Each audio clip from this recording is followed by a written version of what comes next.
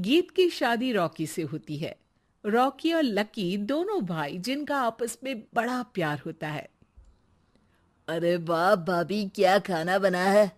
अब तो घर में ही होटल वाला स्वाद रोज मिला करेगा। अरे लकी, तुम अभी जानते नहीं हो मुझे। तुम बस डिश का नाम बोलो, मैं तुम्हें इसी किचन में बना कर खिलाऊंगी। चढ़ा रहा है तुम्हें ये। और तुम भी ना। गीत रॉकी के छोटे भाई को दोस्त की तरह मानती। वो रॉकी के साथ उसकी भी जरूरतों का ध्यान रखती। लकी, ये रहे तुम्हारे कपड़े, धोकर प्रेस करवा दिया है, अलमारी में सजा लो। अरे रख दो ना भाभी, अलमारी में भी। हाँ हाँ, सब भाभी करेगी तो तू क्या करेगा। रहने दीजिए ना माँ जी, शादी हो जाएगी तो खुद ही सुधर जाएगा। अरे रहने दो यार, तुम दोनों मेरे कपड़े यहीं पे रख दो। एक कपड़े अलमारी में रखने को क्या बोल दिया, शुरू हो गई। एक दिन, रॉकी सुनिए ना, कल जल्दी आ जाना, मुझे मायके जाना है। या सुबह छोड़ दीजिए और शाम को लेकर आ जाना। अरे नहीं नहीं, कल तो बिल्कुल पॉसिबल नहीं है, कल मीटिंग है। तुम लकी के साथ चली जाओ ना, और उसे कह देना कि शाम को लेकर भी आ जाएगा। लकी भाभी को लेकर मायके जाता है, शाम को लेकर भी आता है। आते वक्त, लकी, तुम्हारे लिए मैंने एक लड़की देखी है, बहुत सुंदर है। अच्छा, क्या बात है भाभी, मुझे भी दिखा दो।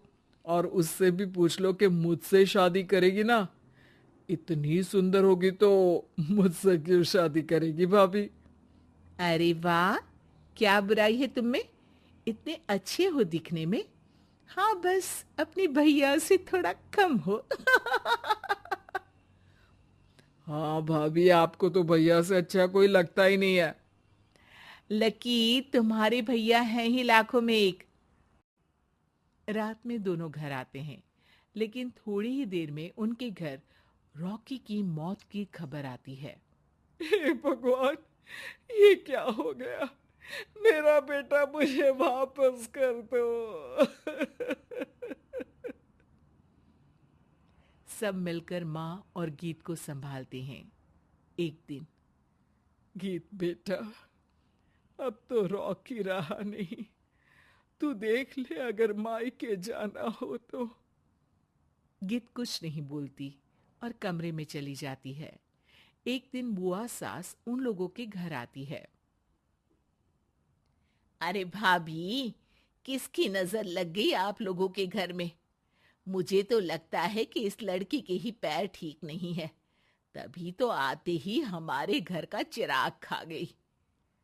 बुआ सास की बात सुनकर गीत को रोना आ जाता है। वो अपने कमरे में जाकर जोर जोर से रोने लगती है। लकी को ये सब देखकर अच्छा नहीं लगता। बुआ क्या बोल रही हैं? किसी का जीना मरना ऊपर वाले के हाथ होता है, ना कि किसी के पैर पर। अरे देख लो भाभी, छोटा भी हाथ से निकल रहा है। ऐसा ना हो कि ये लड़की सबको आपके खिलाफ कर दे। तभी वहां गीत चाय लेकर आती है। लीजिए बुआ जी, चाय पी लीजिए। बुआ तो घर से चली जाती है, लेकिन सास के मन में गीत को लेकर नेगेटिव विचार भर जाते हैं। अब देख गीता, बहुत हुआ। यहाँ रहकर भी कुछ नहीं होगा। अच्छा होगा कि अपने मम्मी पापा को बोल के तुझे यहाँ से लेकर जाए। और गीत अपने मायके चली जाती है, जहां आस पड़ोस के लोग कहते हैं, अरे रे, बेचारी की शादी के 2 साल ही हुए थे, लेकिन पति नहीं रहा। सास ने भी घर से निकाल दिया। देखो, भाई भाभी कब तक साथ रखते हैं। और शादी करा देनी चाहिए इसकी तो। उम्र ही क्या है इसकी। हाँ, लेकिन करेगा कौन? एक तो शादीशुदा, ऊपर से कलंक पति की मौत का। तभी वहां लकी आ जाता है और वो पड़ोसियों की बात सुन लेता है। लकी, तुम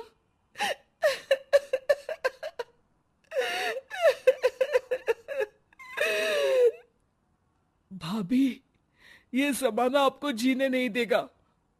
लेकिन आप चिंता मत करना, मैं आपको आपके हिस्से की सारी खुशियां दूंगा।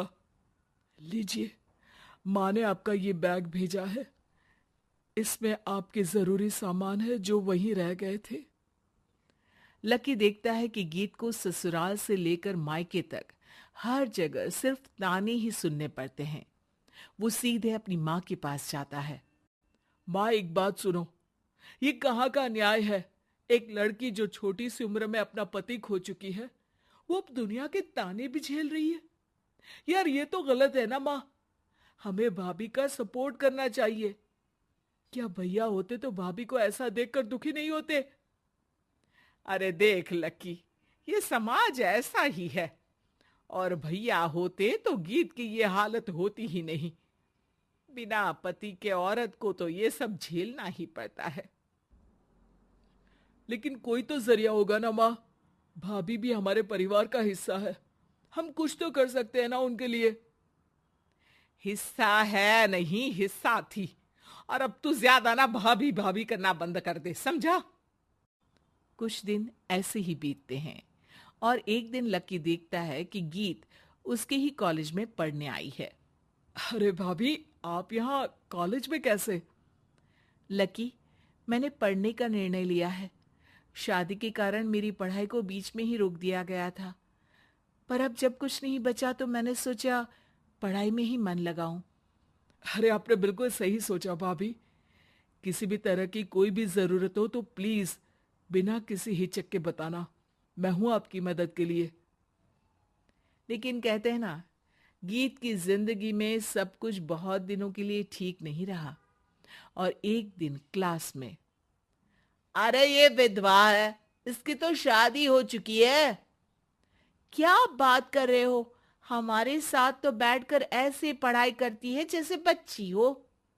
और अब बच्ची नहीं, बहुत शातिर है ये।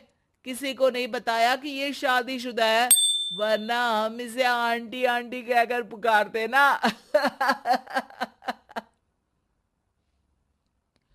अरे अब तो पता चल गया ना। आंटी जी, आंटी आंटी। फिर क्या, सभी गीत को आंटी बोलकर चिढ़ाने लगते हैं। गीत को रोना आ जाता है और वो क्लास के बाहर जाकर रोने लगती है। सामने से लकी आ जाता है। अरे क्या हुआ भाभी, आप रो क्यों रही हैं? तभी पीछे से एक लड़की आ जाती है। हे हैंडसम, इस औरत से ना दूर रहना, इसके प्यार में मत पड़ जाना, क्योंकि ये शादीशुदा है। हमारे साथ झूठ बोलकर हम जैसे ही रह रही थी। हाँ, तो क्या गलत है? सही उम्र में तुम्हारे माता पिता तुम्हारी पढ़ाई छुड़वा देते तो आज तुम भी शादीशुदा ही होती ना। और इनका पति नहीं रहा, उसमें इनका क्या कसूर? अरे कोई अपने जीवन को नई शुरुआत दे रहा है तो तुम लोगों को क्यों मिर्ची लग रही है? अरे तुझे बड़ी दया आ रही है, कर लेना तू शादी। लकी तब तो कुछ नहीं बोलता, लेकिन ये बात उसके मन में घर कर जाती है। और फिर एक दिन, माँ, मैं गीत से शादी करना चाहता हूँ। अरे क्या बक रहा है बेटा, तेरा भाई तो खा गई वो। अब मैं अपना दूसरा लड़का नहीं खो सकती। नहीं माँ, मैं गीत को यूं परेशान नहीं देख सकता। उसका कॉलेज में भी लोगों ने जीना मुहाल कर रखा है। मैं उनसे शादी कर उन्हें फिर से इस घर की बहू बनाऊंगा। तुम मानती हो तो ठीक है, नहीं तो मैं घर छोड़कर चला जाऊंगा। अरे मुझे मंजूर है बेटा। लकी माँ के साथ गीत के घर जाता है और उसका हाथ मांगता है। घर वाले मान जाते हैं। थोड़े से इनकार के बाद गीत भी लकी से शादी करने को मान